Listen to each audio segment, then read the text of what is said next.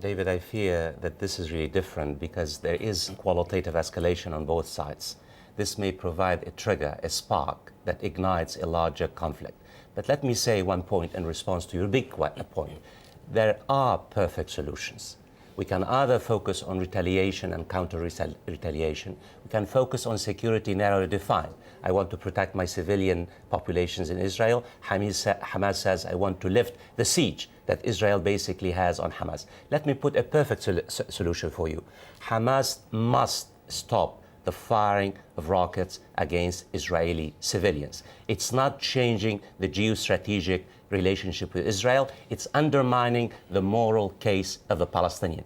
At the same time, David, Israel must lift the siege of almost 2 million Palestinians in Gaza. Israel must stop the building new settlements in Palestinian territories. So basically, though, sorry to interrupt you, you've got two sides who argue with you on one side or the other, but are trying to perhaps force. So how do we move forward? Do we maintain the same narrow-minded strategic calculation, which really could provide not only the potential for all-out war between Hamas and Israel, it spill over into neighboring countries. Egypt now is and that's why without reviving the peace process, without allowing the Palestinian a state of their own to live in dignity, and Israel in security, next year, the year after, we might be talking about the same subject. Right, that's the grand plan. But let me ask you about the wider ramifications, because we're in a different world, aren't we, from the ones of even 2 or 3 years ago with the Arab Spring. We've got a new leadership in Egypt. They've made their position very clear. What do you see as the potential repercussions of this spreading in the region in terms of the way other countries respond? Tremendous. Already, President Mohammed Morsi is a member of the Muslim Brotherhood.